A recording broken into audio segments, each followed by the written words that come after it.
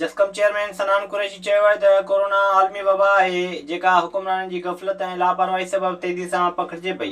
फुलटी में press conference कंदे सनान कुरैशी चयो त सिंधी माण्हुनि खे हुकुमरान जे रहम करम ते नथो छॾे सघिजे। कारकुन एहतियाती उपाउनि बाबति मुहिम हलाइनि। हुन चयो त हुकुमरान शहरनि खे लॉकडाउन कनि पिया जंहिंसां बुख बदहाली ऐं बेरोज़गारी जनम वठंदी। सनान कुरैशी चयो त लॉकडाउन खां पहिरीं हर माण्हूअ जे खाद खोराक सिहत जो बंदोबस्तु करणु घुरिजे जेका रियासत ऐं हुकुमरान जी ज़िम्मेवारी आहे। जस्कम चेयरमैन चयो त हुकुमरान जे वायरस खां बचाव लाइ का बि हिकमत अमली न आहे, रुगो माण्हुनि खे वाड़ियो पियो वञे। सनान कुरैशी चयो त अमेरिका में जस्कम जो को बि यूनिट न आहे, उते सरगर्मियूं कंदड़नि जो साण को बि वास्तो न आहे। कोई वायरस जेको आयो आहे उन सां असां सभिनी दोस्तनि क़ौमी कारकुननि खे सभिनी दोस्तनि खे इहो अर्ज़ु कंदासीं त पंहिंजी सिंध जे मारूअड़नि खे जेके बि माण्हू आहिनि उन्हनि खे जेका इन शइ खां आगाही ॾियनि त हू उन शइ जो ख़्यालु कनि ऐं तहफ़ुज़ कनि, पंहिंजो जीअं पंहिंजे बचड़नि जो तहफ़ुज़ कनि। विज़िट कयो अवामी आवाज़ मीडिया ग्रुप जी वेबसाइट awamiawaz.pk।